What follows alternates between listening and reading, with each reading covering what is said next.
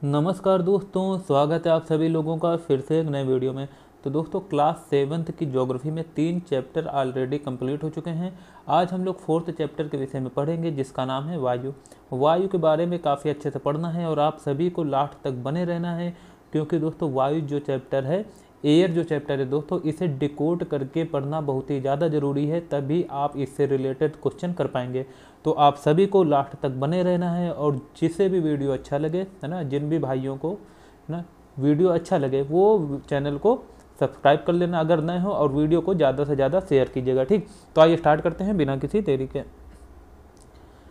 तो कह रहा है दोस्तों, हमारी पृथ्वी चारों ओर से वायु की घनी चादर से घिरी हुई है। तो दोस्तों आप सभी को पता होगा, हमारी पृथ्वी को एक अद्भुत ग्रह की संज्ञा दी गई है। क्यों दी गई है? क्योंकि दोस्तों इसमें जीवन जीने की सभी सुविधाएं हैं, मतलब जीवन जीने की जो भी तत्व हैं वो यहाँ मौजूद है। यहाँ ऑक्सीजन है, कार्बन डाइऑक्साइड है, जल है, पानी है, यहाँ तक कि पानी जो है वो 3/4 मात्रा में मौजूद है। तो दोस्तों पानी के साथ साथ जो वायु है ये भी काफ़ी ज़्यादा ज़रूरी है। वायुमंडलीय दाब जरूरी है, क्योंकि आप सभी को पता है अगर वायुमंडलीय दाब ना हो तो जो हमारा शरीर है, जो सिराएं हैं खून की, वो बाहर की तरफ निकल है, मतलब जो खून है इसको बाहर की तरफ फेंक सकती हैं। ठीक, तो कुल मिला के पृथ्वी में जीने की सारी सुविधाएं मौजूद हैं, और उसमें से जो सबसे बड़ा फैक्टर है जीने के लिए वो है वायु, तो जो कि पृथ्वी में काफ़ी मात्रा में है। सबसे ज़्यादा किसकी ज़रूरत है दोस्तों? ऑक्सीजन की, वो भी काफ़ी है, जैसे कि 21% ऑक्सीजन है, और सबसे ज़्यादा भाग किसका है? तो वो है नाइट्रोजन का 78%। तो कर हमारी पृथ्वी चारों ओर से वायु की घनी चादर से घिरी हुई है। बिल्कुल सही बात है दोस्तों, जिसे वायुमंडल कहते हैं, इसे ही वायुमंडल कहते हैं।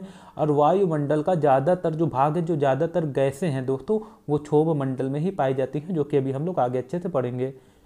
पृथ्वी पर सभी जीव जीवित रहने के लिए वायुमंडल पर निर्भर है। बिल्कुल सही बात है दोस्तों, हमें नाइट्रोजन की ज़रूरत है, हमें ऑक्सीजन की ज़रूरत है, हमें CO2 की ज़रूरत है, हमें जो कुछ भी ज़रूरत है सब वायुमंडल में मिल जाएगा। हमें ही नहीं बल्कि जो पेड़ पौधे हैं, जीव जंतु हैं, सब कुछ दोस्तों, सबको जीने के लिए वायु की काफ़ी ज़्यादा ज़रूरत है। और वायु में भी वायुमंडल की काफ़ी ज़्यादा ज़रूरत है। क्यों? क्योंकि वायुमंडल में जो गैसें पाई जाती हैं वो हमारी बॉडी की ग्रोथ के लिए, सांस लेने के लिए, हर चीज़ के लिए काफ़ी ज़्यादा लाभदायक होती हैं। फिर कह रहा है यह हमें सांस लेने के लिए वायु प्रदान करता है। बिल्कुल दोस्तों, जैसे कि हम लोग ऑक्सीजन लेते हैं, सांस में हम लोग ऑक्सीजन लेते हैं, और पेड़ पौधे CO2 लेते हैं। तो CO2 और ऑक्सीजन जो है सब हैं कहाँ पर? वायुमंडल में। सूर्य की किरणों के हानिकारक प्रभाव से हमारी रक्षा करता है। बिल्कुल दोस्तों, जो वायुमंडल है आप सभी को पता होगा, समताप मंडल में, ठीक, जो कि क्षोभ मंडल के तुरंत बाद एक परत पाई जाती है वायुमंडल की, उसमें एक गैस है ओजोन। कौन सी है? ओजोन, जिसे O3 से डिनोट करते हैं। ठीक, O3 से, याद रखना, ये भी क्वेश्चन आ जाता है।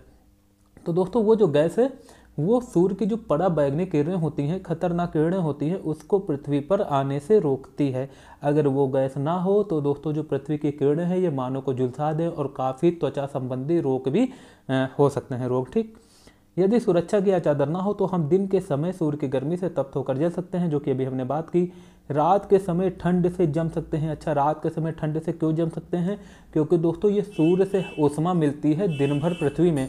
तो एक वायुमंडल की गैस है CO2, है ना, जिसे हम लोग कहते हैं कि वैश्विक तापन के लिए, ग्लोबल वार्मिंग के लिए वो भी जिम्मेदार है।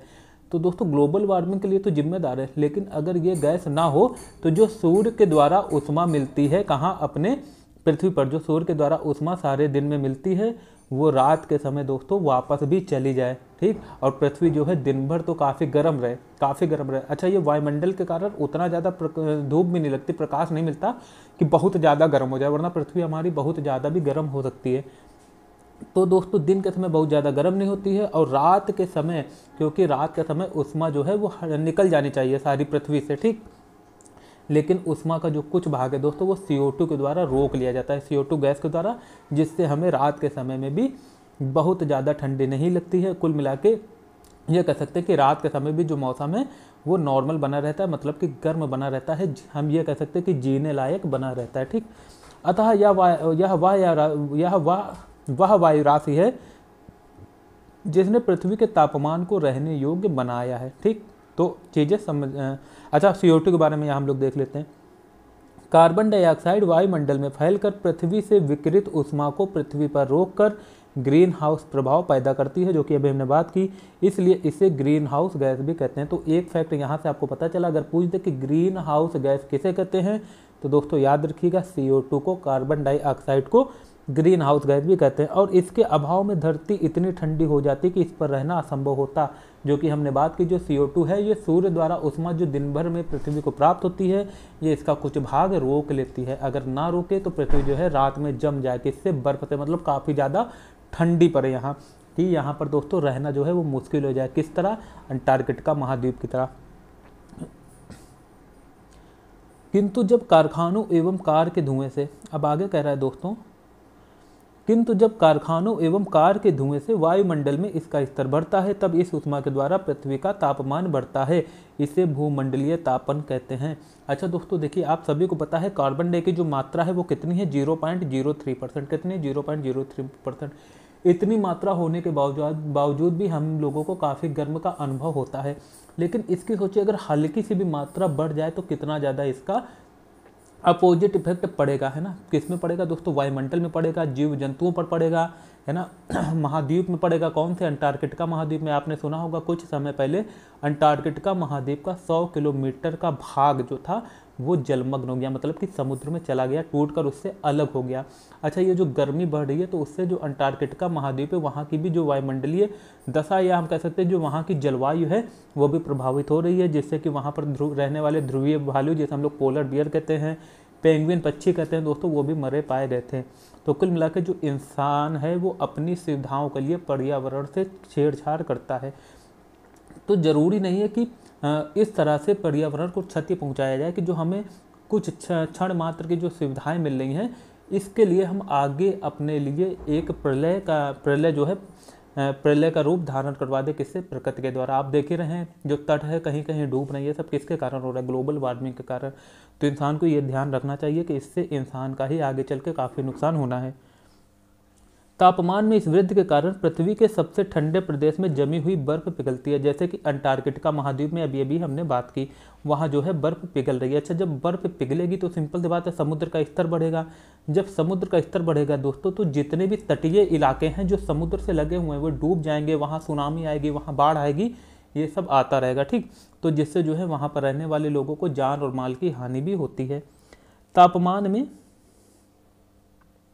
तापमान में इस वृद्धि के कारण पृथ्वी के सबसे ठंडे प्रदेश में जमी हुई बर्फ पिघलती है, जिसके परिणाम स्वरूप समुद्र के जल स्तर में वृद्धि होती है, जिससे तटीय क्षेत्रों में बाढ़ आ जाती है। दीर्घ अवधि में इसके कारण जलवायु में अधिक परिवर्तन हो सकता है, जिसके फलस्वरूप कुछ पौधे एवं पशु लुप्त हो सकते हैं, जैसे कि हमने बात की ध्रुवीय भालू और पेंगुइन पक्षी जो है वो मरे पाए गए हैं कुछ समय पहले, ठीक।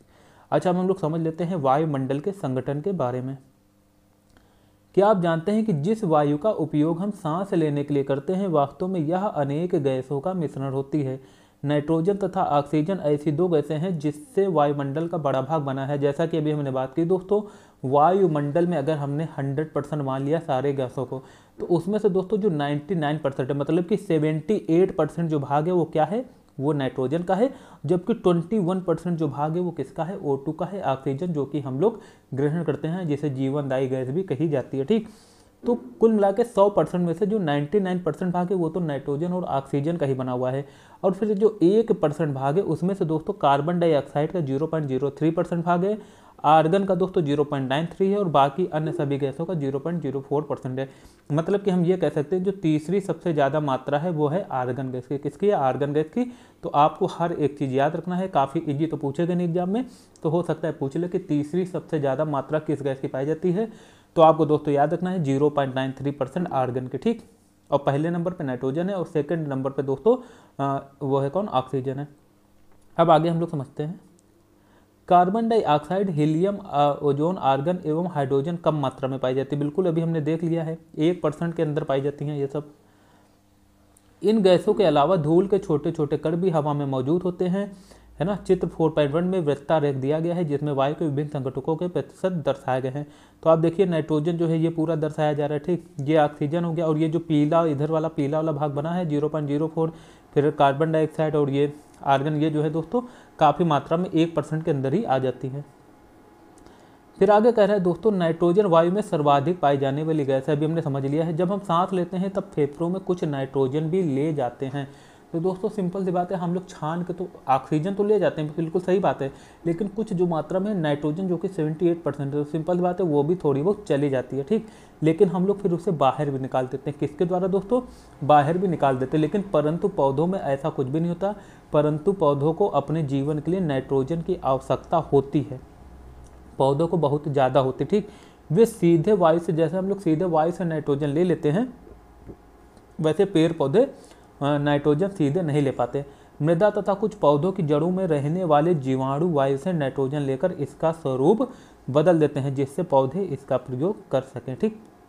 तो जैसे कि हम लोग पढ़ते हैं कि जो विटामिन डी, सूर्य के प्रकाश से हमें विटामिन डी मिलता है, जो कि गलत बात है दोस्तों। सूर्य के प्रकाश से हमें विटामिन डी नहीं मिलता है, बल्कि जो हमारा शरीर है वो सूर्य के प्रकाश की उपस्थिति में विटामिन डी बना लेता है अपने शरीर में, ठीक। ना कि हमें सूर्य के प्रकाश में हर जगह विटामिन डी मौजूद रहता है, ऐसा कुछ भी नहीं, ठीक। ऑक्सीजन वायु में प्रचुरता से मिलने वाली दूसरी गैस हमने बात कर ली है, 78% नाइट्रोजन है और जो 21% है वो O2 है, ऑक्सीजन है।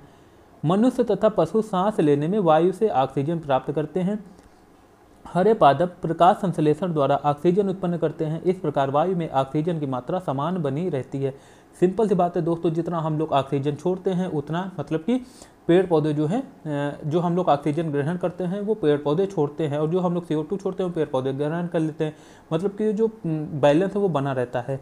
लेकिन अब जो इंसान है दोस्तों क्या कर रहा है, पेड़ पौधों को काट रहा है, तो सिंपल सी बात है CO2 बढ़ेगी। क्यों? क्योंकि हम लोग CO2 निकाल रहे हैं, और कार्बन डाइऑक्साइड जो है वो दोस्तों बढ़ जाएगी, ठीक। क्योंकि वो पेड़ पौधे दोस्तों ग्रहण करते हैं, और वो जब कट जाएंगे तो ग्रहण नहीं कर पाएंगे, और हम लोग निकालने वालों की ज़्यादा तादाद बढ़ेगी, तो सिंपल बात है CO2 यहाँ भी बढ़ेगी, है ना, जिससे भी ग्लोबल वार्मिंग में ज़्यादा इफेक्ट पड़ेगा, मतलब ग्लोबल वार्मिंग होगी, वैश्विक तापन बढ़ेगा। अच्छा, ऑक्सीजन जो है कम होगी, क्यों कम होगी? क्योंकि हम सभी को पता है पेड़ पौधे ऑक्सीजन छोड़ते हैं, जिसे हम लोग ग्रहण करते हैं। अब जब पेड़ पौधे कम हो जाएंगे तो सिंपल बात है ऑक्सीजन भी कम होगी, है ना, जो कि हम लोगों के लिए काफ़ी गलत बात है। क्यों? क्योंकि दोस्तों आप सभी को पता है जो ऑक्सीजन उसे प्राणदायी गैस कहा जाता है, जिसे हम लोग ग्रहण करते हैं, जिससे हम लोग जीते हैं।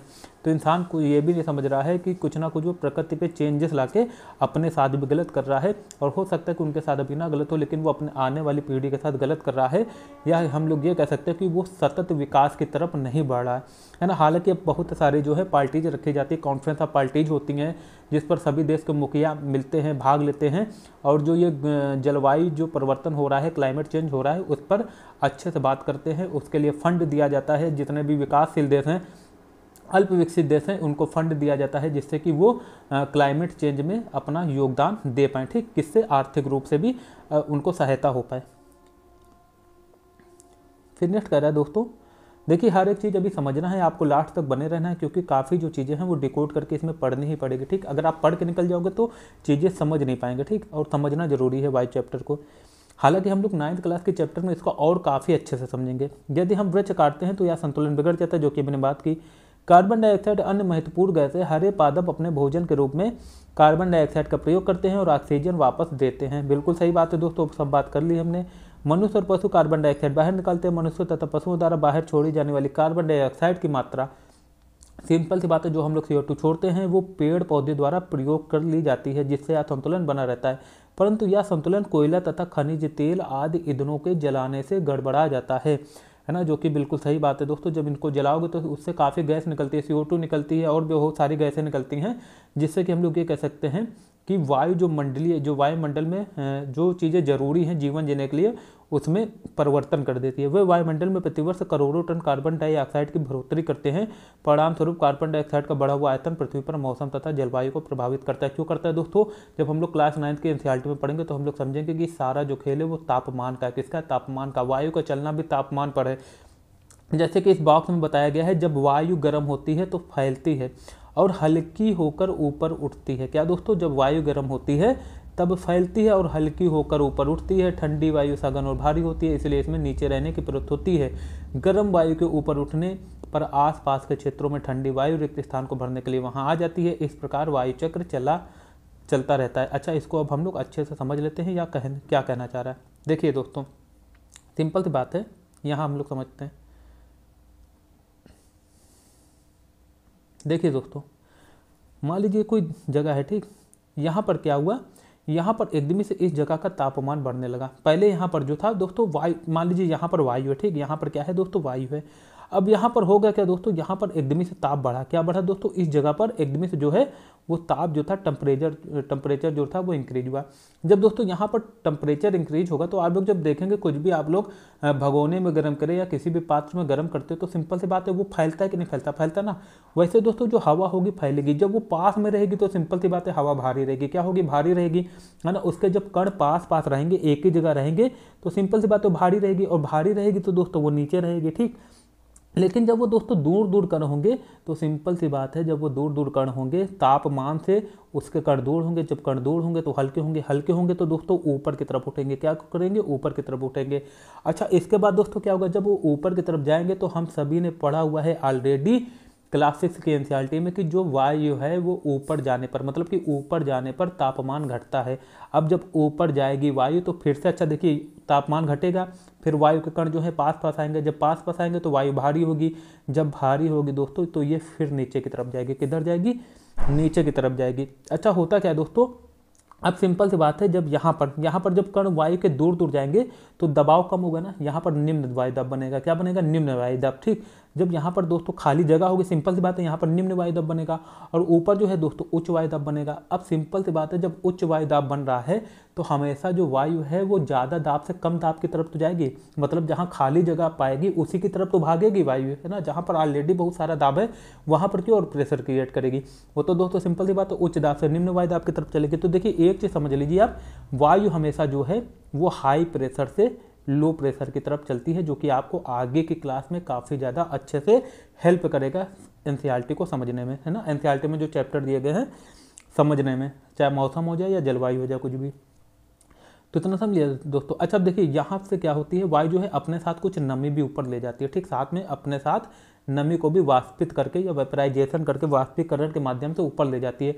अच्छा, जब जो ऊपर जाता है दोस्तों तो सिंपल सी बात है, हमने अभी बात किया कि ठंडी ऊपर जो है तापमान जो है घटता है। जब तापमान घटता है दोस्तों तो जो वाष्पीकृत होकर पानी की बूंदें ऊपर जाती हैं, है ना, वाष्पीकृत होकर, तो वो फिर आपस में क्या होती है, पास आ जाती है, मिलती हैं ना, और सघन हो जाती है। कैसे होती है दोस्तों, सघन हो जाती हैं और भारी हो जाती हैं।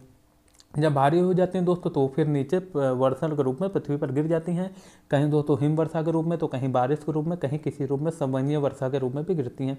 हालांकि ये सब बातें हम लोग क्लास 9 के एनसीईआरटी में अच्छे से समझेंगे, लेकिन कुछ चीज़ें क्लियर करना जरूरी थी जो कि हमने आपको समझा दिया, है ना। अब आगे चलते हैं। देखिए, अच्छा, इसका मतलब क्या था, दो चीज़ें आपने अच्छे से समझ ली होंगी। एक तो जो वायु है वो हमेशा हाई प्रेशर से लो प्रेशर की तरफ चलती है, कैसी तरफ चलती है, हाई प्रेशर से लो प्रेशर की तरफ। ऊंचाई बढ़ने पर दोस्तों तापमान घटता है, ठीक, ये भी याद रखना। और ये चीज़ जरूर याद रखना दोस्तों, वायु हमेशा हाई प्रेशर से लो प्रेशर की तरफ चलती है। ये चीज़ आपको पूरे क्लास 12 की एनसीईआरटी तक काफ़ी ज़्यादा फायदा करेगी, इसको आप लोग अच्छे से याद रखना। फिर नेक्स्ट है दोस्तों, इतना हम लोगों ने समझ लिया, ठीक। अच्छा देखिए, जब जो गर्म वायु नीचे, जब गर्म वायु दोस्तों हल्की होकर ऊपर जाती है ठंडी, फिर ऊपर दोस्तों जब तापमान घटता है तो वायु ठंडी होती है, फिर वो नीचे की तरफ भागती है क्योंकि नीचे निम्न वायु दाब रहता है, फिर नीचे से ऊपर की तरफ जाती है, फिर ऊपर से नीचे की तरफ। तो दोस्तों कुल मिला के एक वायु चक्र बनता है, ठीक, ऊपर गई फिर नीचे आई, फिर ऊपर गई फिर नीचे आई। तो दोस्तों इसी तरह से जो है वायु चक्र चला करता है, ठीक। तो वही कहा गया है यहाँ पर, इस प्रकार की जो गतिविधि होती है वायु की, इसे हम लोग क्या कहते हैं, वायु चक्र कहते हैं। चलो अब आगे समझते हैं हम लोग क्या कह रहा है। वायुमंडल की संरचना पढ़ लेते हैं, ठीक, जो कि काफ़ी ज़्यादा इंपॉर्टेंट है ना, इससे क्वेश्चन आ जाते हैं। हमारा वायुमंडल 5 परतों में विभाजित है जो पृथ्वी की सतह से आरंभ होती है। एक है क्षोभ मंडल, दूसरा समताप मंडल, तीसरा मध्यमंडल, चौथा बाह्य वायुमंडल और पांचवा जो है बहिर्मंडल। क्लास 6 में हमने पढ़ा था क्षोभ मंडल, समताप मंडल, मध्य मंडल और दोस्तों आयन मंडल, और क्या पढ़ा था दोस्तों, बहिर्मंडल, ठीक। 5 मंडल के बारे में पढ़ा था। इसमें दोस्तों बाह्यमंडल और बहिर्मंडल आ गया, ठीक। बहिर्मंडल का ही एक भाग होता है दोस्तों, वायुमंडल का एक होता है आयन मंडल, ठीक। अभी हम लोग इसमें अच्छे से समझते हैं। देखिए, सबसे तो 2-3 चीज़ें अच्छे से आप लोग समझ लीजिए कि अगर पूछ दे कि जो मौसम संबंधी गतिविधियां हैं वो किस मंडल में होती हैं, तो दोस्तों याद रखना क्षोभ मंडल में। ये पूछ दे कि वायुमंडल की सबसे निचली परत कौन सी है, तो दोस्तों यही है। हालांकि इसमें सब बताया गया है, हम लोग इसी के माध्यम से समझते हैं। अच्छा, ये सब जितने भी नाम है दोस्तों हम लोग इसको इंग्लिश में पढ़ेंगे। किस में पढ़ेंगे दोस्तों, इंग्लिश में पढ़ेंगे, क्योंकि इंग्लिश में ही पूछ लिया जाता है ज़्यादातर, ठीक। इंग्लिश में काफ़ी बार पूछ लिया जाता है, तो हमें समझना है कि जो क्षोभ मंडल है उसे हम लोग ट्रोपोस्फीयर कहते हैं, ठीक। समताप मंडल को स्ट्रेटोस्फीयर कहते हैं, मध्य मंडल को मेसोस्फीयर कहते हैं, आयन मंडल को थर्मोस्फीयर कहते हैं और बहिर्मंडल को एक्सोस्फीयर कहते हैं। ठीक, याद रखना आप सभी को। अच्छा, क्षोभ मंडल की बात की जाए, यह परत वायुमंडल की सबसे महत्वपूर्ण परत है। इसकी औसत ऊंचाई 13 किलोमीटर है। ठीक, 13 किलोमीटर तक दोस्तों ये जो परत है पाई जाती है। हम इसी मंडल में मौजूद वायु में सांस लेते हैं दोस्तों। ऑक्सीजन और नाइट्रोजन, कार्बन डाइऑक्साइड जितनी भी गैसें हैं इसी मंडल में भरपूर मात्रा में पाई जाती हैं। मौसम की लगभग सभी घटनाएं, वर्षा, कोहरा एवं ओला वर्षण सब इसी परत के अंदर होती हैं। तो ये सब फैक्ट आपको अच्छे से याद रखना है। ठीक। अच्छा, अब इसके बाद आती है एक परत समताप मंडल। क्षोभ मंडल के ऊपर का भाग समताप मंडल कहलाता है। यह लगभग 50 किलोमीटर ऊंचाई तक फैला है। देखिए, क्षोभ मंडल 13 किलोमीटर और ये जो है लगभग 50 किलोमीटर। यह परत बादलों एवं मौसम संबंधी घटनाओं से लगभग मुक्त होता है। इसी वजह से दोस्तों यहाँ पर जो है वो हवाई जहाज उड़ाए जाते हैं। अगर पूछ दो कि हवाई जहाज जो है वो किस मंडल पर उड़ते हैं, तो दोस्तों याद रखना समताप मंडल में। क्यों? क्योंकि यहाँ पर मौसम संबंधी जो घटनाएं हैं वो नहीं होती हैं, बादल मुक्त पाया जाता है ना लगभग। तो हवाई जहाज को उड़ाने के लिए काफ़ी बेहतर कंडीशन यहाँ पर पर्याप्त रूप से रहती है। इसके फलस्वरूप यहाँ की परिस्थितियाँ हवाई जहाज उड़ाने के लिए आदर्श होती हैं, है ना। समताप मंडल की एक महत्वपूर्ण विशेषता यह है कि इसमें ओजोन गैस की परत होती है। तो अभी हमने कुछ टाइम पहले अभी जल्दी में बात की है कि दोस्तों समताप मंडल में एक गैस पाई जाती है, ओजोन गैस, जो कि पराबैंगनी किरणों को, जो कि सूर्य की हानिकारक किरणें होती उनको पृथ्वी पर आने से रोकती हैं, जो कि हम लोगों के लिए काफ़ी, हर जीव जंतु के लिए काफ़ी ज़्यादा हानिकारक हो सकती है ना।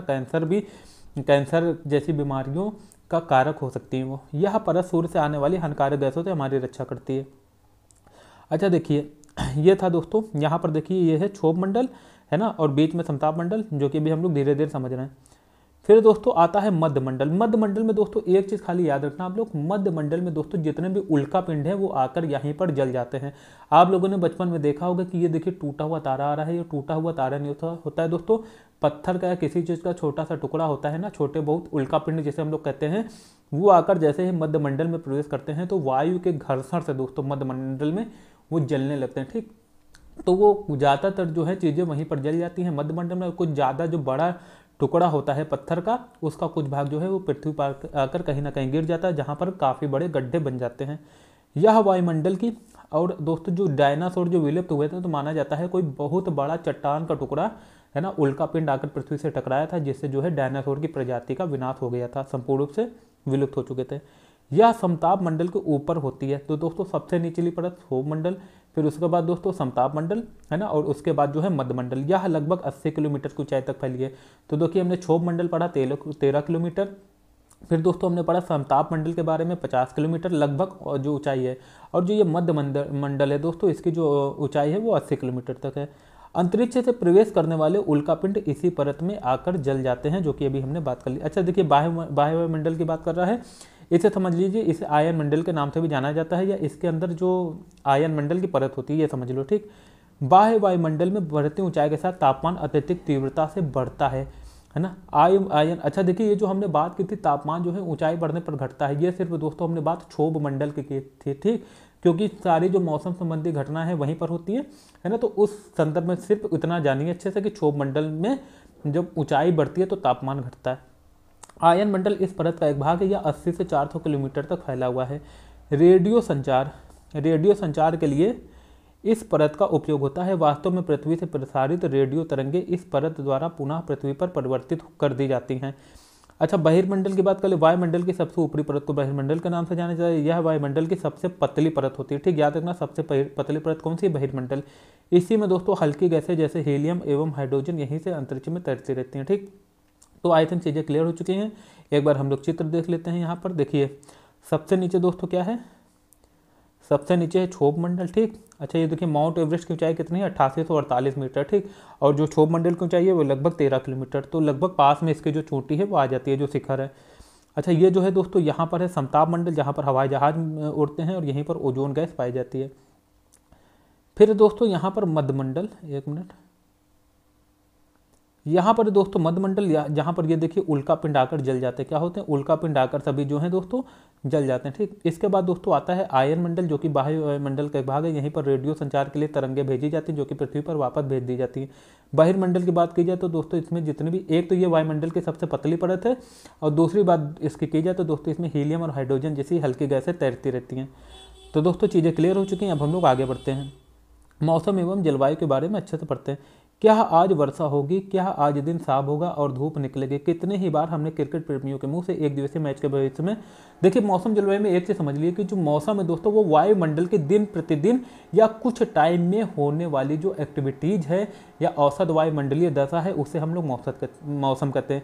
लेकिन यही चीज़ें जब काफ़ी वर्षों में मापी जाए या काफ़ी समय सीमा में मापी जाए, लगभग 30 वर्ष के ऊपर जो वायुमंडल की औसत दशा होती है, हम कहते हैं कि औसत वायुमंडलीय जो दशा होती है उससे हम लोग क्या कहते हैं, उस क्षेत्र की जलवायु कहते हैं। ठीक, जैसे कि अपने भारत की जलवायु उष्णकटिबंधीय मानसूनी जलवायु है। ठीक, यदि हम उष्णकटिबंधीय क्योंकि हमारा जो भारत देश है वो उष्णकटिबंधीय जोन में है, तो ठीक, हालांकि है शीतोष्णकटिबंधीय जोन में भी, मतलब कि टेम्परेट जोन में भी, लेकिन दोस्तों आप सभी को पता है उत्तर में क्या है, हिमालय, जो कि साइबेरियन जो हवाएं हैं जो कि यहाँ पर आकर काफ़ी मौसम ठंडा कर देना चाहिए, बर्फीला बना देना चाहिए अपने उत्तर भारत का मौसम, तो वो उत्तर में जो खड़ा हमारा हिमालय है वो उन हवाओं को यहाँ तक आने नहीं देता है, वरना दोस्तों रसिया जैसी ठंडी अपने भारत में भी, उत्तर भारत में भी पड़े, ठीक, ठंड के मौसम में। हालांकि अच्छा, हिमाचल प्रदेश और जो उत्तराखंड में ठंडी पड़ती है दोस्तों, ये ऊंचाई के कारण, यहाँ पर कौन सा फैक्टर कार्य करता है, यहाँ ऊंचाई वाला फैक्टर ज़्यादा कार्य करता है। ठीक, याद रखना, क्योंकि ऊंचाई बढ़ने पर भी तापमान घटता है। ठीक, तो तापमान दो चीज़ों में घटेगा, याद रखना। एक तो जब हम लोग कहाँ से दोस्तों, विषुवत रेखा से ध्रुवों की तरफ जाएंगे तो तापमान घटेगा, और दूसरा जब ऊंचे जाएंगे, ऊंचाई की तरफ जाएंगे, है ना, मतलब कि पृथ्वी की सतह से ऊपर जाएंगे, क्षोभ मंडल की बात कर रहे हैं, तब दोस्तों तापमान घटेगा। ठीक, अच्छा, अब हम लोग समझ लेते हैं। तो मौसम और वायुमंडल आपने समझ लिया। ठीक, यदि हम कल्पना करें कि हमारा शरीर एक रेडियो और मस्तिष्क उसके स्पीकर, तो मौसम वह है जो इसके नियंत्रण बटनों से छेड़छाड़ करता है। तो मौसम चेंज होता ही रहता है, आप सभी को पता है। मौसम वायुमंडल की प्रत्येक घंटे तथा दिन प्रतिदिन की स्थिति होती है, ये भी हमने समझ लिया। आर्द्र एवं गर्म मौसम किसी को भी चिड़चिड़ा बना सकता है। आर्द्र एवं जो गर्म मौसम है दोस्तों ज़्यादातर समुद्री इलाकों में पाया जाता है, जो तटीय इलाके होते हैं वहाँ पाया जाता है। क्यों? क्योंकि दोस्तों एक तो वहाँ पर हवा है काफ़ी तेजी से चलती है, ठीक, और दूसरी बात दोस्तों जो वहाँ पर का जो टेम्परेचर है काफ़ी जो है काफ़ी दोस्तों समान रहता है, बहुत ना ज़्यादा ठंडी पड़ती है ना बहुत ज़्यादा गर्मी, लेकिन वहाँ का जो टेम्परेचर वो उमस भरा रहता है, क्योंकि वहाँ की वायु में नमी काफ़ी पाई जाती है, क्योंकि समुद्र से जुड़े होते हुए इलाके समुद्र के एकदम पास होते हैं, तो नमी पाने की वजह से दोस्तों जो वहाँ की गर्मी होती है ना, होती भले कम है लेकिन काफ़ी उमस भरी होती है, जो कि काफ़ी उलझन पैदा करती है और चिड़चिड़ा बना देती है ना, तो वही बता रहे हैं यहाँ। अच्छा, हवादार मौसम हमें आनंद देता है, बिल्कुल सही बात है। जैसे कि बसंत ऋतु उत्तर भारत में बात की जाए, हम घूमने की योजना भी बना सकते हैं। मौसम नाटकीय रूप से प्रतिदिन बदलता रहता है, दिन प्रतिदिन बदलता है, ठीक, किंतु दीर्घकाल में किसी स्थान का औसत मौसम उस स्थान की जलवायु बताता है, जो कि अभी हमने बात की। क्या अब आप समझ गए कि हम मौसम का दैनिक पूर्वानुमान क्यों करते हैं? अच्छा, एक फैक्ट यहाँ पर और दिया गया है, ये हम लोग समझ लेते हैं।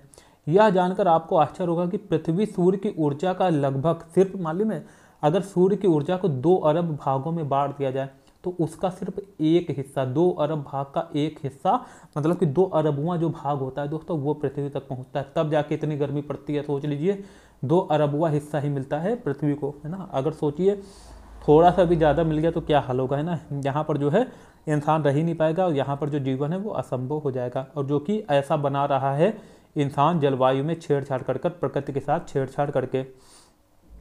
अब तापमान के बारे में हम लोग समझते हैं, जो कि एक बहुत बड़ा फैक्टर है, काफ़ी मुख्य फैक्टर हो जाता है किसी भी स्थान के मौसम और जलवायु के लिए। आप प्रतिदिन जिस तापमान का अनुभव करते हैं वह वायुमंडल का तापमान होता है। वायु में मौजूद ताप एवं शीतलता के परिमाण को तापमान कहते हैं। अच्छा, तापमान का मतलब आप ये मत समझ लेना कि गर्मी से है, तापमान का मतलब होता है दोस्तों मतलब कि टेम्परेचर कैसा है, ठंडा भी हो सकता है तापमान और गर्म भी हो सकता है, ठीक। तो ये चीज़ आप लोग अच्छे से याद रखना। तापमान से मतलब ये नहीं है कि कहीं का जो ताप है वो बहुत ज़्यादा हो या गर्मी पड़ रही हो। तापमान का सिंपल सा मतलब है मौसम ठंडा भी हो सकता है या जो है गर्म भी हो सकता है। तो उसका जो, तो दोस्तों आप लोग समझ चुके हैं कि तापमान से क्या तात्पर्य है। तापमान से सिंपल सा तात्पर्य है कि तात्पर्य क्या है दोस्तों, वायु में मौजूद ताप एवं शीतलता के परिमाण को तापमान कहते हैं, ठीक। अच्छा देखिए, तापमान मापने वाली मशीन को क्या कहते हैं दोस्तों, है ना, तो दोस्तों उसे कहते हैं हम लोग तापमापी, ठीक। और वायु दाब मापी किसे कहते हैं, जो वायु दाब मापता है, ठीक, या जिसे हम लोग बैरोमीटर भी कहते हैं। तो हालांकि वायु दाब मापी नहीं पूछेगा, सीधा पूछ लेगा बैरोमीटर ही आंसर में देगा, ठीक, आप लोग याद रखना। फिर दोस्तों वायुमंडल का तापमान केवल दिन और रात में ही नहीं बदलता बल्कि ऋतुओं के अनुसार भी बदलता है। शीत ऋतु की अपेक्षा ग्रीष्म ऋतु ज़्यादा गर्म होती है। तो दोस्तों हालांकि आपको दिन में ज़्यादा गर्मी का अनुभव होता है लेकिन रात में कम गर्मी का अनुभव होता है। क्यों? क्योंकि दोस्तों सूर्य का प्रकाश जो है, जो ऊष्मा प्राप्त होती है दिन भर, वो रात में अब यहाँ से निकलना चालू हो जाती है, जो वायुमंडल से हटना चालू हो जाती है। बल्कि जो CO2 गैस है दोस्तों वो थोड़ी बहुत रोक लेती है, जिससे गर्मी का अनुभव बना रहता है थोड़ा बहुत, ठीक, लेकिन बहुत ज़्यादा नहीं लगती गर्मी दिन के अकॉर्डिंग। लेकिन दोस्तों दिन रात में ही तापमान नहीं बदलता है। जो तापमान है दोस्तों शीत ऋतु और ग्रीष्म ऋतु में भी बदलता है। ग्रीष्म ऋतु में ज़्यादा गर्मी का अनुभव होता है और जबकि शीत ऋतु में कम गर्मी का या शीत ऋतु में ठंडी का अनुभव होता है हम सभी को। अच्छा, आतपन के बारे में समझ लेते हैं, जो कि हमने बात की, जो सूर्य के द्वारा ऊष्मा प्राप्त होती है ना पृथ्वी को, इसे ही आतपन कहते हैं। सिंपल सी भाषा में समझ लीजिए। आतपन एक महत्वपूर्ण कारक है जो तापमान के वितरण को प्रभावित करता है। सूर्य से आने वाली वह ऊर्जा जिसे पृथ्वी रोक लेती है आतपन कहलाती है। तो अगर आतपन पूछ दे तो ये सेंटेंस बन सकता है, स्टेटमेंट। तो आप याद रखें, जो आतपन किसे कहते हैं दोस्तों, तो सूर्य के द्वारा जो ऊर्जा पृथ्वी पर आती है, पृथ्वी उसे रोक लेती है। जो रोकी हुई ऊर्जा होती है इसे ही हम लोग आतपन कहते हैं, ठीक। आतपन सूर्याताप की मात्रा भूमध्य रेखा से ध्रुवों की ओर घटती है, इसलिए तापमान उसी प्रकार घटता जाता है। तो दोस्तों जैसा कि हमने बात की है, सूर्य जो है दोस्तों कर्क रेखा से मकर रेखा के बीच जो है वो लंबवत रहता है, ठीक, शीत ऋतु और ग्रीष्म ऋतु के हिसाब से अपने आप, मतलब कि उत्तरी गोलार्ध और दक्षिणी गोलार्ध है ना, इसमें जो है कर्क रेखा और मकर रेखा में लंबवत रहता है। और 6 महीने कहाँ रहता है? उत्तर में दोस्तों, उत्तरी गोलार्ध में सूर्य जो है वो लंबवत रहता है और 6 महीने दोस्तों दक्षिणी गोलार्ध में लंबवत रहता है। अच्छा, लेकिन ये बात कहाँ की चल रही? कर्क रेखा से सिर्फ मकर रेखा की। इसके बाद दोस्तों जो सूर्य है वो लंबवत नहीं रह पाता है, वहाँ पर जो है प्रकाश तिरछा पड़ना लगता है। और जो दोस्तों उत्तरी ध्रुव है वहाँ तो 36 के ऊपर जा ही नहीं पाता। इसलिए दोस्तों याद रखना, जो तापमान है दोस्तों वो विषुवत रेखा से, यहाँ पर हम लोग समझ लेते हैं, ये जैसे पृथ्वी है, ये दोस्तों ये क्या है? ये 0 डिग्री रेखा है, ये 23.5 डिग्री कर्क रेखा, और ये 23.5 डिग्री ये दोस्तों क्या है? ये है कर्क रेखा, ठीक। और ये दोस्तों है, ये है मकर रेखा। तो याद रखना यहाँ पर सूरज है जैसे दोस्तों, एक मिनट, यहाँ पर हम लोग समझ लेते हैं इसको अच्छे से, ठीक। देखिए यहाँ पर समझते हैं, ये जैसे मान लीजिए ये अपनी पृथ्वी है, ठीक, ये अपनी पृथ्वी है।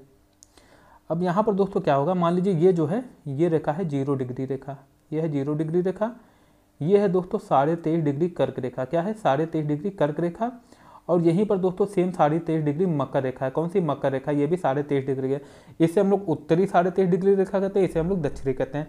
अच्छा, ये मान लीजिए इधर जो सूरज है, सूरज का जो दोस्तों प्रकाश है ये यहाँ पर तो काफ़ी मात्रा में पड़ता है, लेकिन यहाँ पर एकदम नहीं पड़ पाता। इसीलिए हम लोग कहते हैं जो विषुवत वृत्त से हम लोग ध्रुवों की तरफ जाते हैं। यहाँ पर ध्रुव है ना, तो यहाँ पर जाने पर दोस्तों तापमान घटता है। क्या होता है? तापमान का जो मात्रा है, तापमान जो है वो घटता रहता है। इसीलिए दोस्तों उत्तरी ध्रुव और दक्षिणी ध्रुव में काफ़ी मात्रा में ठंड पाई जाती है, वहाँ पर हमेशा जो है बर्फ जमी रहती है, ठीक।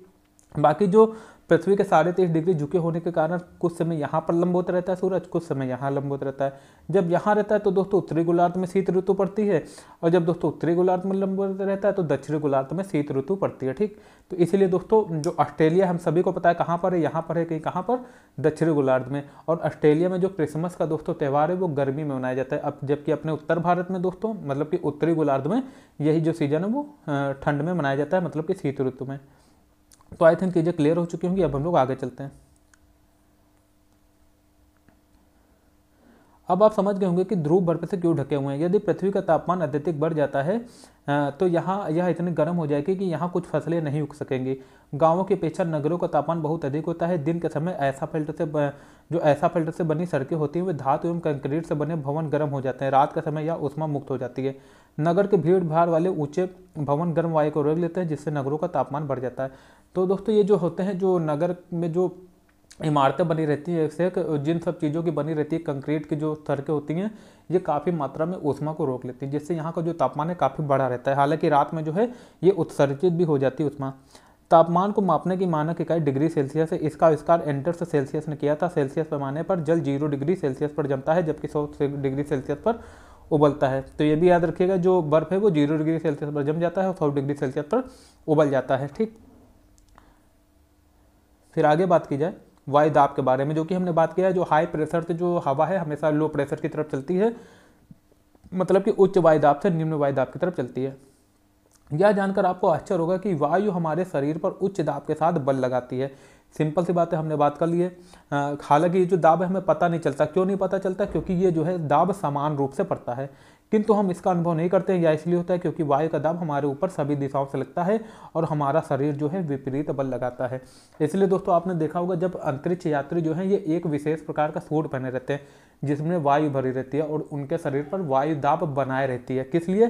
क्योंकि अगर दोस्तों वो वायु दाब नहीं होगा तो ये जो शरीर उल्टा वायु दाब लगाता है, बाहर की तरफ जो दाब लगाता है ना शरीर प्रेशर, उससे जो हमारी जो सिराएं हैं वो फट सकती हैं, बल्कि फटी जाएंगी, जिससे इंसान जी नहीं पाएगा और उसका तुरंत ही दोस्तों देह त्याग कर सकता है या इंसान जो है मर सकता है। ठीक, इसलिए दोस्तों जो अंतरिक्ष यात्री होते हैं या जो चंद्रमा में जो गए थे, नील आर्मस्ट्रांग की बात की जाए तो उन लोगों ने एक विशेष प्रकार का सूट पहना था जिसमें वायु भरी हुई थी।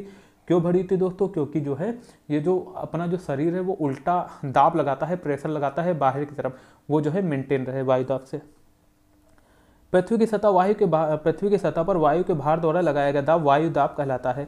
वायुमंडल में ऊपर की ओर जाने पर दाब तेजी से गिरने लगता है। समुद्र स्तर पर वायु दाब सर्वाधिक होता है। तो दोस्तों याद रखना, तापमान भी जो है ऊंचाई के साथ घटता है और जो वायु दाब है दोस्तों वो भी ऊंचाई के साथ घटता है। तो एक चीज आपको ये भी पता चल गई है, जो वायु दाब है वो समुद्र तल पर सर्वाधिक होता है। मतलब कि जब ऊंचाई बढ़ेगी तो जो वायु दाब है वो घटता जाएगा। ठीक, इसीलिए दोस्तों आपने देखा होगा, देखो यहाँ पर बात की भी गई होगी, वायु दाब का ऊंचाई पर जाने पर घटता जाता है। वायु दाब का क्षैतिज वितरण किसी स्थान पर उपस्थित वायु के ताप द्वारा प्रभावित होता है। जो कि हमने बात की दोस्तों, ये जो पूरा जो खेल है जलवायु और मौसम का ताप पर काफ़ी ज़्यादा डिपेंड रहेगा, जिसको हम लोग क्लास 9 में अच्छे से समझेंगे। अधिक तापमान वाले क्षेत्रों में वायु गर्म होकर ऊपर उठती है, यह निम्न दाब क्षेत्र बनता है। तो दोस्तों हमने क्या बात की थी, जहाँ पर गर्म होगी वहाँ जो है वायु के गढ़ टूट जाएंगे। जब वायु फैलेगी दूर जाएगी तो हल्की होगी, हल्की होगी तो ऊपर की तरफ उठेगी, ऊपर की तरफ जाएगी तो ऊपर जो है हमने क्या बात की थी, ऊंचाई के साथ जो है तापमान घटता है। जब तापमान घटेगा तो उसके जो कण हैं पास आएंगे, जब पास आएंगे तो भारी होंगे, भारी होंगे तो फिर नीचे की तरफ भागेंगे, मतलब कि जहाँ निम्न वायु दाब का क्षेत्र होगा। तो यही सिंपल सा रीजन है कि जो वायु है वो उच्च वायु दाब क्षेत्र से निम्न वायु दाब क्षेत्र की तरफ चलती है। इसी प्रकार दोस्तों इसी रीजन से वर्षा भी होती है। वर्षा कहाँ होती है? उच्च दाब जहाँ क्षेत्र बनता है उससे दोस्तों जो है नमी जो है जो दोस्तों से क्या कहते हैं, जो मौसम है दोस्तों, है ना, मानसून जो है दोस्तों कहाँ से चलता है दोस्तों? उच्च वायु दाब क्षेत्र से निम्न वायु दाब की तरफ चलता है। ठीक, निम्न दाब बादल युक्त आकाश एवं नम मौसम के साथ जुड़ा रहता है। अच्छा, अब यहाँ पर कुछ जो सेंटेंस है उसको समझ लेना बहुत ज़्यादा जरूरी है, हम लोग समझते हैं।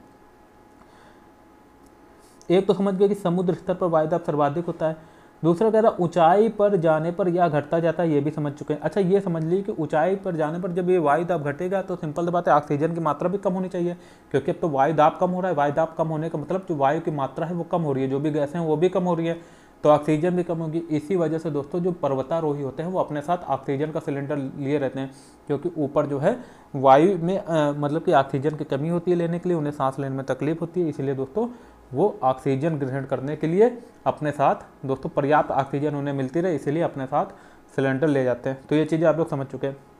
वायु दाब का क्षैतिज वितरण किसी स्थान पर उपस्थित वायु के ताप पर प्रभावित करता है ना। जहाँ पर अधिक तापमान होगा सिंपल बात है वहाँ पर निम्न वायु दाब बनेगा, जहाँ कम तापमान होगा वहाँ उच्च वायु दाब बनेगा। अधिक तापमान वाले क्षेत्रों में वायु गर्म होकर ऊपर उठती है, तब यह निम्न वायु दाब का क्षेत्र बनता है। निम्न दाब बादल युक्त आकाश एवं नम मौसम के साथ जुड़ा हुआ होता है। अच्छा देखिए यहाँ पर एक चीज़ समझ लेते हैं।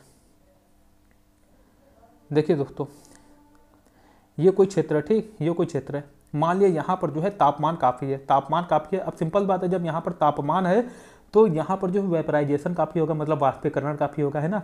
वाष्पीकरण होगा तो यहाँ से जो पानी है वो ऊपर की तरफ जाएगा, वाष्पीकृत होकर ऊपर की तरफ जाएगा। अब जब ऊपर की तरफ जाएगा दोस्तों तो ऊपर तो पता है आपको तापमान जो है ठंडा हो जाता है, तो यहाँ पर दोस्तों ये जो है जमेगा, ठीक, यहाँ पर सघन हो जाएगा। एक तो काफ़ी घना हो जाएगा पास में आके वायु दाब, क्योंकि यहाँ पर जो है टेम्परेचर कम हो जाता है। अब जब पास आ जाएंगे कण तो दोस्तों वो सघन भी हो जाएंगे, ठंडे होने के कारण सघन होंगे, बादल का रूप ले लेंगे। तो आप लोग याद रखना, जहाँ पर तापमान ज़्यादा होगा वहाँ वेपराइजेशन ज़्यादा होगा, और वहाँ जो है वहाँ का जो क्षेत्र कैसा होगा, बादल युक्त होगा, है ना। लेकिन ठंडी में क्या होता है, उल्टा होता है। ठंडी में अब ऊपर तो जाएगी नहीं हवा, ये नीचे रहेगी, क्या रहेगी, नीचे रहेगी। तो वहाँ पर जो है वेपराइजेशन होना नहीं है, होता है बहुत कम होता है, ऊपर तो जानी नहीं है ना, बादल तो बनने नहीं है। तो इसीलिए दोस्तों यहाँ पर क्या होता है, बादल रिक्त, मतलब कि बादल नहीं होते हैं, है ना। यह हम लोग ये कह सकते हैं गर्मी में बादल युक्त आसमान होता है, और जबकि सर्दी के मौसम में एकदम साफ आसमान हम लोगों को दिखता है। हालांकि वो बात अलग है कि कोहरा और ये जो वायु जो प्रदूषण होता है ये सर्दी के इसमें तो एकदम जो सामने का एरिया भी अच्छे से हम लोगों को नहीं दिख पाता है, तो उसका रीजन बादल मतलब कि साफ आसमान नहीं है दोस्तों, उसका रीजन सिर्फ और सिर्फ प्रदूषण है। ठीक, याद रखना।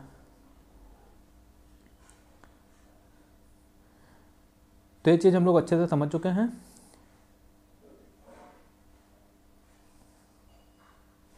निम्न दाब बादल युक्त आकाश एवं नम मौसम के साथ जुड़ा रहता है। ठीक, आप लोग समझ चुके हैं ये चीज़।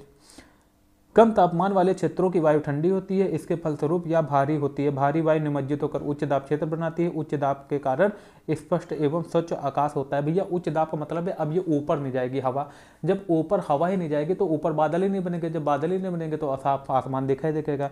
तो आप लोग लॉजिकली भी समझ सकते हैं, जो जहाँ पर गर्मी ज़्यादा होगी वहाँ का जो आसमान है वो बादलों से भरा हुआ होगा, है ना, लेकिन जहाँ पर ठंड होगी वहाँ का जो आसमान है काफ़ी साफ दिखेगा। आप लोग देख लीजिए जो ध्रुवीय इलाके होते हैं, उत्तरी ध्रुव में देख लीजिए कितना एकदम नीला आसमान दिखता है, एकदम साफ, है ना, कितना मतलब कि एकदम साफ आसमान दिखता है। तो यही रीजन है दोस्तों, है ना। अच्छा, एक चीज़ यहाँ पर देख लेते जो हमने अभी बात की थी अंतरिक्ष यात्री वाली। क्या आप जानते हैं कि चांद पर वायु नहीं है, सभी को पता है, अतएव यहाँ वायुदाब भी नहीं है। अंतरिक्ष यात्री जब चांद पर जाते हैं तो वो विशेष रूप से सुरक्षित हवा से भरी हुई अंतरिक्ष पोशाक पहनते हैं। यदि वे इस अंतरिक्ष पोशाक को ना पहने तो अंतरिक्ष यात्रियों के शरीर द्वारा विपरीत बल लगने के कारण उनकी रक्त सिराएं फट सकती हैं, जिससे अंतरिक्ष यात्री रक्त स्रावित हो सकते हैं। ठीक, पवन की बात करते हैं। उच्च दाब क्षेत्र से निम्न वायुदाब क्षेत्र की ओर वायु की गति को पवन कहते हैं। भैया सिंपल सी बात है, हमेशा जो वायु है किधर की तरफ चलती है, उच्च दाब से निम्न वायु दाब की तरफ, और जिधर चल रही है दोस्तों उसे हम लोग क्या कहते हैं, हवा चल रही है, और उसे ही पवन कहते हैं। तो पवन की डेफिनेशन सिंपल सी, उच्च दाब क्षेत्र से निम्न दाब क्षेत्र की ओर वायु की गति को पवन कहते हैं। आप पवन को काम करते देख सकते हैं, जब यह सड़क पर गिरी पत्तियों को उड़ाती है अथवा तूफान के समय पेड़ों को उखाड़ देती है। कभी कभी जब पवन धीरे बहती है तो आप इसे महीन धूल या धुएं को उड़ाते देख सकते हैं। कभी कभी पवन इतनी तेज होती है कि इसके विपरीत दिशा में चलना कठिन हो जाता है, जैसे तूफान टाइप का आता है ना, तो ऐसा लगता है कि हम लोग पीछे की तरफ जा रहे हैं। आपने अवश्य अनुभव किया होगा कि तेज पवन में छाता लेकर चलना आसान नहीं होता है। 3 अन्य उदाहरण सोचिए जब तेज पवन के कारण आपके लिए समस्या उत्पन्न हुई हो। पवन को मुख्यतः 3 प्रकारों में विभाजित किया जा सकता है, जो कि अभी हम लोग पढ़ेंगे। पवन का नाम उसके आने की दिशा के आधार पर निर्धारित होता है। उदाहरण के लिए पश्चिम से आने वाली पवन को पश्चिमी या पछुआ हवा भी कहते हैं। पवन का नाम उसके आने की दिशा के आधार पर, ठीक, पवन का नाम उसके आने की दिशा के आधार पर निर्धारित होता है। उदाहरण के लिए पश्चिम से आने वाली पवन को पश्चिमी या पछुआ हवा भी कहते हैं। बाकी दोस्तों ये जो चैप्टर है पवन वाला, इसको हम लोग क्लास 9 में काफ़ी अच्छे से समझेंगे। जो भी नए हो चैनल को सब्सक्राइब जरूर कर लेना, क्योंकि क्लास 9 में हर एक चीज़ जो है आपकी कंप्लीटली कवर कर ली जाएगी। याद रखना आप लोग, है ना। अभी जो है हम लोग क्योंकि बेसिक से स्टार्ट किया है, क्लास 6 से, तो उसी हिसाब से चलना है, जिससे कि आप लोग का इंटरेस्ट जो है क्लास 12 तक पूरी तरह से बना रहे, है ना, बीच में आपको ना छोड़ना पड़े। स्थायी पवनें देखिए 3 प्रकार की इसमें बताई गई है। स्थायी पवनें, मौसमी पवनें और स्थानीय पवनें। व्यापारिक पश्चिमी एवं पूर्वी जो पवनें होती हैं वो स्थायी पवनें होती हैं। ये वर्ष भर लगभग लगातार निश्चित दिशा में चलती हैं। तो देखना जो स्थायी पवनें होती है दोस्तों, याद रखना, अगर पूछ दे कि व्यापारिक पश्चिमी एवं जो पूर्वी पवनें होती हैं वो कैसी पवनें होती हैं, स्थायी पवनें होती है। ये वर्ष भर एक निश्चित दिशा में चलती है, इनकी जो दिशा है वो चेंज नहीं होती। मौसमी पवनें तो इनकी दिशा चेंज होती है, जैसे आपने देखा होगा गर्मी के मौसम में दोस्तों, ये जो दक्षिण पश्चिम जो मानसून होता है दोस्तों, ये स्थल से समुद्र से स्थल की तरफ चलता है, जबकि जाड़े के मौसम में यही जो है दोस्तों पवन का रुख कहाँ होता है, स्थल से समुद्र की ओर, मतलब ये बदलती रहती हैं। ये पवनें विभिन्न ऋतुओं में अपनी दिशा बदलती रहती हैं। उदाहरण के लिए भारत में मानसूनी पवनें, है ना, हम लोग समझ चुके हैं चीज़ अच्छे से। स्थानीय पवनें, ये पवनें किसी छोटे क्षेत्र में वर्ष या दिन के किसी विशेष समय में चलती हैं। उदाहरण के लिए स्थल एवं समुद्री समीर। तो दोस्तों ये जो है स्थानीय पवन होती है, जैसे ये समुद्र के पास चलती हैं, चलाई करती हैं, है ना, वर्ष भर, है ना। देखिए एक शब्द याद रखिए, यहाँ पर एक शब्द आया है वर्ष या दिन के किसी विशेष समय में। तो देखिए वर्ष भर कौन सी चलती है स्थानीय पवनें, जैसे कि इस समुद्री समीर हो गई, है ना, जो समुद्र के किनारे एरिया है वहाँ तो सिंपल सी बात है पूरे वर्ष भर वो हवा चलती रहती है, ठीक। तो वो एक तो वो होगी स्थानीय समीर, और दूसरी जैसे उत्तर भारत में गर्मी के मौसम में लू चलती है, तो ये दोस्तों एक निश्चित समय में चलती है ना, सिर्फ गर्मी के मौसम में। तो एक निश्चित समय में चल रही है, मतलब कुछ जो है कम समय के लिए है स्थानीय पवनें और कुछ वर्ष भर, है ना। तो आप समझ गए होंगे जो समुद्री समीर होती है वो है स्थानीय, लेकिन ये वर्ष भर चलती है। लेकिन जो लू है वो है स्थानीय पवन, लेकिन दोस्तों ये जो वर्ष में एक ही समय में चलती है ना, वर्ष के किसी एक निश्चित समय में चलती है, जैसे कि अपने यहाँ गर्मी भारत में गर्मी के मौसम में चलती है। क्या आपको भारत के उत्तरी क्षेत्र की गर्म एवं शुष्क स्थानीय पवन याद है? इसे लू कहते हैं। अच्छा ये भी याद रखना है, जो लू है चलती जरूर गर्मी में, लेकिन याद रखना ये नमी युक्त नहीं होती, ये एकदम शुष्क पवन होती है, ठीक, इसमें नमी की मात्रा नहीं होती है। बाकी दोस्तों यहाँ पर ये जो बनाया गया है, ये जो वायु दाब पेटियाँ है ना, इसको हम लोग एक अलग से वीडियो में अच्छे से समझेंगे ना, क्योंकि इसमें आप लोग समझेंगे तो काफ़ी लंबा वीडियो बन जाएगा और दोस्तों इसमें अच्छे से समझ में नहीं आएगा। इसको एक हम लोग या तो 3D फिगर से समझेंगे या बोर्ड में आकर बाकायदा सामने से आपको समझाएंगे। चक्रवात दोस्तों, चक्रवात मतलब जब बहुत ज़्यादा खूब ज़्यादा तूफान आता है, बारिश आरिश सब उसमें आ जाती है, तो दोस्तों चक्रवात कहलाता है। इसको जल्दी से पढ़ लेते हैं। भारत के पूर्वी समुद्री तट पर स्थित ओडिशा में बंगाल की खाड़ी से उठने वाले चक्रवातों का खतरा बना रहता है। 17 से 18 अक्टूबर को 1999 को राज्य के 5 जिलों में चक्रवात आया। 29 अक्टूबर 1999 को एक अन्य चक्रवात आया जिसने राज्य के बड़े भाग में तबाही मचाई। मुख्यतः पवन का वेग, वर्ष का ज्वारीय प्रतिकर्ष से हानियां हुई 260 किलोमीटर, समझ लीजिए 260 किलोमीटर प्रति घंटे तक के वेग वाली पवन 36 घंटे से भी ज़्यादा समय तक चलती रही। तीव्र वेग से आने वाली इस पवन ने पेड़ों को उखाड़ दिया और कच्चे घरों को नष्ट कर दिया। अनेक औद्योगिक भवनों तथा अन्य घरों की छतें तक भी उड़ गई। समझ लीजिए कितना भीषण तूफान था। विद्युत आपूर्ति एवं टेलीफोन लाइनें पूरी तरह से कट गई। भैया जब छत उड़े जा रही है तो इनकी क्या मिसाल। फिर चक्रवात के फलस्वरूप लगातार 3 दिन तक भारी वर्षा होती गई। इस वर्षा के कारण ओडिशा के प्रमुख नदियों में बाढ़ आ गई। चक्रवाती पवनों के कारण उठी ज्वारीय तरंगें स्थल पर 20 किलोमीटर तक आ गई। कहाँ तक आ गई? 20 किलोमीटर तक आ गई और फलस्वरूप तटीय क्षेत्रों में भयानक तबाही हुई। अचानक 7 से 10 मीटर ऊंची ज्वारीय तरंगें आ गई, जिसके कारण तैयार खड़ी धान की फसल पूरी तरह से नष्ट हो गई। जबकि अच्छा, इसके पहले हम लोगों ने एक पढ़ा था सुनामी के बारे में, वो तो 800 किलोमीटर प्रति घंटा की स्पीड से चली थी, जब तमिलनाडु के तट पर हम लोगों ने देखा था। नहीं तो दोस्तों ये सब आप लोग पढ़ लेना है ना। आगे से जो कटक है, उड़ीसा का जो शहर, जो कटक वाला इलाका है, वहाँ पर आई थी। अब हम आर्द्रता के बारे में समझते हैं। जब जल पृथ्वी एवं विभिन्न जलाशयों से वाष्पित होता है तो यह जलवाष्प बन जाता है। वायु में किसी भी समय जलवाष्प की मात्रा को आर्द्रता कहते हैं। जब वायु में जलवाष्प की मात्रा अत्यधिक होती है तो उसे हम आर्द्र दिन कहते हैं। जैसे जैसे वायु गर्म होती है, इसकी जलवाष्प धारण करने की क्षमता बढ़ती जाती है और इस प्रकार यह अधिक आर्द्र हो जाती है। आर्द्र दिन में कपड़े सूखने में काफ़ी समय लगता है एवं हमारे शरीर से पसीना आसानी से नहीं सूखता और हम असहज महसूस करते हैं। तो दोस्तों ये हमने ऑलरेडी कवर कर लिया है कि गर्मी के मौसम में वेपराइजेशन होता है। क्या होता है? जो पानी होता है वो वाष्पीकृत होगा। वाष्पीकृत होगा तो वो वायु में दोस्तों, वायु कैसी होगी? वो काफ़ी नमी वाली होगी ना, उसमें पानी की मात्रा होगी। जैसे जो गर्मी होती है उमस भरी होती है, जो कपड़े हैं नहीं सूखते हैं और चिड़चिड़ा जो होता है, चिड़चिड़ा स्वभाव होने लगता है इसमें मानव का, है ना, काफ़ी मतलब अजीब तरह की गर्मी लगती है। तो दोस्तों ये समझ गए होंगे जो हवा, एक तो चीज़ आप लोग अच्छे से समझना, जो हवा है हमेशा उच्च वायुदाब से निम्न वायुदाब की तरफ चलती है। फिर जब जलवाष्प ऊपर उठता है तो यह ठंडा होना शुरू हो जाता है। जब जलवाष्प ऊपर होता है तो ठंडा शुरू हो जाता है, क्योंकि हमने पढ़ा है जो टेम्परेचर है वो ऊपर जाने पर घटता है। जलवाष्प संघनित होकर ठंडा होकर जल की बूंद बनाते हैं। कहाँ? ऊपर आसमान पे, जहाँ पर टेम्परेचर घट जाता है। बादल यानी जल बूंदों का ही एक समूह होता है। जब जल की बूंदें इतनी भारी हो जाती है कि वायु में तैर न सके, तब ये वर्षण के रूप में नीचे आ जाती है। आकाश में उड़ते हुए जेट हवाई जहाज अपने पीछे सफ़ेद चिन्ह छोड़ते हैं। इनके इंजनों से निकली नमी संघनित हो जाती है, क्योंकि वहाँ पर ठंडा रहता है ना मौसम। नमी कुछ देर तक पथ के रूप में दिखाई देती है। क्यों? क्योंकि वो जमी रहती है ना, ऊपर टेम्परेचर काफ़ी कम होता है। पृथ्वी पर जल के रूप में गिरने वाला वर्षण कहलाता है। ज़्यादातर भौम जल वर्षा जल से ही प्राप्त होता है। पौधे जल संरक्षण में मदद करते हैं। जब पहाड़ी पाषाणों से पेड़ कट जाते हैं, वर्षा जल अनावृत पहाड़ों से नीचे बहता है एवं निचले इलाकों में बाढ़ कर कारण बनता है। क्रियाविधि आधार पर वर्षा के 3 प्रकार होते हैं: समूहीय वर्षा, पर्वतीय वर्षा और चक्रवाती वर्षा। ठीक, तो ये 3 प्रकार होते हैं। बाकी दोस्तों जो पेड़ के बारे में बताया गया, जो पेड़ है वो मिट्टी को रोके रहती है, मिट्टी का कटान रोके रहती है। तो जो पानी आना चाहिए जो जमा रहता है पहाड़ों में, तो वो बहुत ज़्यादा मात्रा में बाढ़ के रूप में नहीं आता है ना, तो सही रहता है वहाँ पर। लेकिन जब पेड़ों को काट दिया जाता है, एक तो मिट्टी का कटान शुरू हो जाता है ना, और दूसरी बात जो बाढ़ जो है वो काफ़ी जो है पहाड़ी एरियो में देखने को मिलती है, जो कि और पहाड़ी क्षेत्रों की बाढ़ काफ़ी खतरनाक होती है, क्योंकि वहाँ पर पानी जो है काफ़ी वेग से आता है। पौधों तथा जीव जंतुओं के जीवित रहने के लिए वर्षा बहुत महत्वपूर्ण है। इससे धरातल को ताज़ा जल प्रदान होता है। यदि वर्षा कम हो तो जल की कमी तथा सूखा हो जाता है, जिसके विपरीत अगर वर्षा अधिक होती है तो बाढ़ आ जाती है। तो हमने समझ लिया वर्षण के दूसरे रूप हम संवृष्टि तथा ओला हैं। तो दोस्तों वर्षण का मतलब बारिश नहीं है, वर्षण का एक रूप है बारिश। ठीक, वर्षण और बारिश में अंतर है। वर्षण दोस्तों बारिश के रूप में भी होती है ना, मतलब पानी के रूप में, और दूसरा बर्फ के रूप में भी होती है। फिर देखिए अब यहाँ पर हम लोग क्वेश्चन हल कर लेते हैं।